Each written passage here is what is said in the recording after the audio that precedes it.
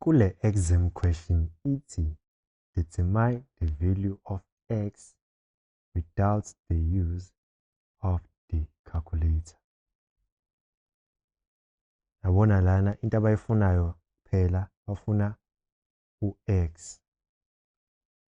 Okusho ukuthi kumele sifike kwisigaba lapho sesithi khona u-x ulingana nobani naleyo nto lesoyithola. Kodwa uyabona ukuthi u-x wethu uhlezi kwi-fraction futhi uhlezi phansi kwe-root. Okusho ukuthi sisanomsebenzi ukuthi siqale siqhaqhe le fraction le siyisuse siphinde sisuse le root ukuze kusale u-x. U-x wethu simfuna ine-coefficient ya-1 ine-exponent ya-1. Yabo? Ukuze senze lokho-ke kumele siqale sisuse i-fraction. Siyisusa kanjani i-fraction? Mina indlela engiyincamelayo ukuyisebenzisa ile eye-cross multiplication. I-cross multiplication masine-whole number la noma sithi i-variable eyodwa siyazi ukuthi ine-denominator eyi-1 mayihlezi yodwa kanje. Okusho ukuthi ine-denominator eyi-1 okusho ukuthi uzoba nalo 1 uzo-cross multiply nale numerator yangale bese i-numerator yangapha i-cross multiply ne-denominator yangapha bese kusale i-answer. Kodwa mina ngithanda futhi ukuthi masiqeda kushaya i-cross multiplication le variable esiyifunayo ngithi sifuna i-variable ya-x kumele siyibeke ngapha ka-left ukuze sohlela kahle ama-calculations ethu. So step sokuqala-ke kuzoba u-1 lo sokula times le term ekwi-numerator okusho ukuthi kuzoba u-1 times 2 root x okubani oku-2 root x i-answer yakhona. Bese sithi equal to shaya i-cross multiplication yalo ya-r no-3s. U-r-ke u-r uzomultiplyana no-3s uzoba ubani? Uzoba u-3 r s. Yabo?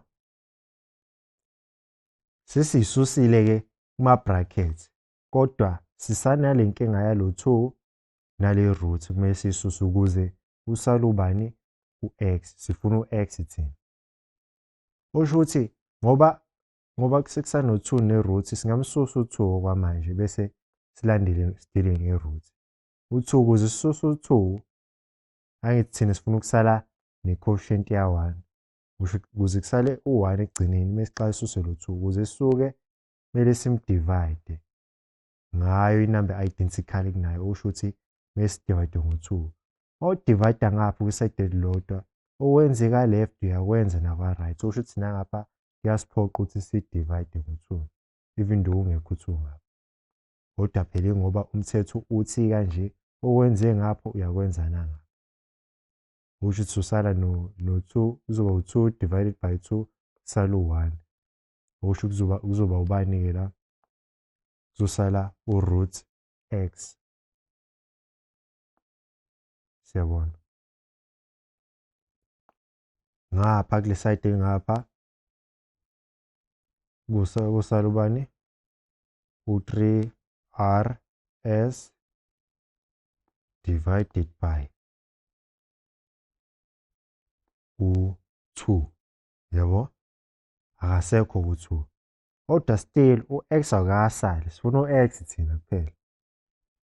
Ukuze kusale u-x-ke kumele sisuse le root. Ziningi-ke iy'ndlela zokususa i-root-ke kodwa mina ngithande i-root siyisuse using ama-exponent kahle. Siqale siyi-expresse njengama-exponent. Ngithi i-root ikanje. I-root uyakhona penenzani. i-root uyakhona uyibhala njengo half kanje kuma-exponent to the power of half. Lo 1 lo suku la khona u-2 lo 2 uyaphuma uze la ku-denominator u-divide. Siyabona? Lo uyefana, the same, on the same thing. Ngiyaphi na? Ngiyala ekutheni ukuthi udecide kanjani-ke ukuthi uyikhipha kanjani i-root. I-root uyikhipha ngokuthi, okay, let's say it's not even a root, it can be a cube root, it can be something, yabo. Ngaba nano-4 la, ngenzela ukuthi ukwazi uku-apply le method ngisho isihlukile the type of root esukila. Okay. Into oyenzayo la u-apply into ekuthiwa ama-reciprocal. La. I-reciprocal yethu kumele isikhiphele u-equal to 1. Yes. Ukuze uphume u-1 la, kumele sisebenzise i-reciprocal. Inamba esoyisebenzisa ekutheni isimultiply ngayo isikhiphele u-1. Usho ukuthi kuzoba ubani? U-2 over 1. I-reciprocal ibona kanjani? Lokho bekuyi-denominator uyakushintsha kube i-numerator. Lokho bekuyi-numerator uyakushintsha kube i-denominator. Iyona reciprocal yakhe. Answer yakho kahle isuke ilele la into osuke unayo. Ubekade bekuyi-cube root la, bekuzoba no-3 la. I-reciprocal yakho bekuzoba u-3 over 1. Oku-3 kangithi. So, kuzoba u-half times u-2. Ubani? Ulingana no-1. Noma ngithi kanje. Ngithi u-half times 2 over 1. Ama-numerator azomultiply nawodwa uzosala uba u-2. Ama-denominator multiply nawodwa ubu-2 divided by 2 ulingana nobani? No-1. So, yingakho so apply-ke le reciprocal. Le reciprocal si-apply kuphi-ke? So i-apply la, si-apply nangapha ndawo zoyi-2. Nakho la sisi-apply khona. Ngithi le reciprocal izosikhiphela ubani? U-x. Yingakho-ke la ngizoshiya usale u-x. Equal to. Kodwa-ke uyatshengisa-ke wena-ke ngobala lapha kuma-calculations akho ukuthi usebenzisile u-squared la. Wathi squared nala u-squared. Lo squared ngimthathaphi? Ngimthatha la kwi-reciprocal yethu, yabo? Bese kusala ubani-ke la? Kusala u-9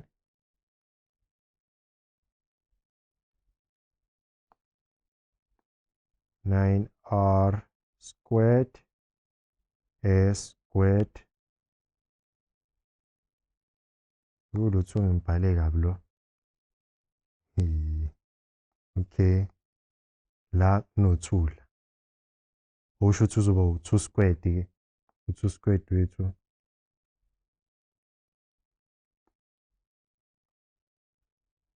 uzoshintsha ebe u-4. Yabona? Yona perfect answer-ke. Yona ama-reciprocal yethu u-squared-ke usuke ufike nge-reciprocal ingakho sifike isquarish la, sisquarish nala. Ukube ubuno-cube root kanje. Let's say uno-cube root.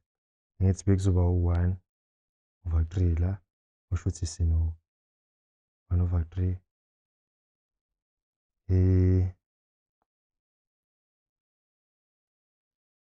I-reciprocal yethu bekuzoba u-cube.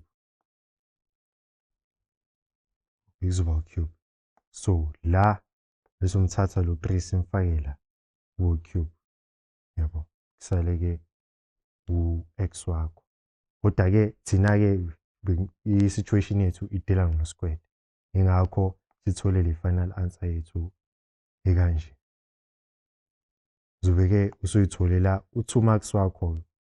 Kahle kahle u-2 marks uthola ukuthi ukwazile ukususa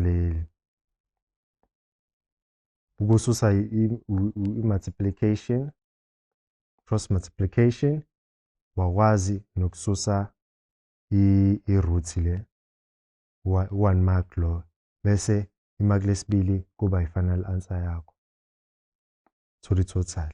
Siyabonga.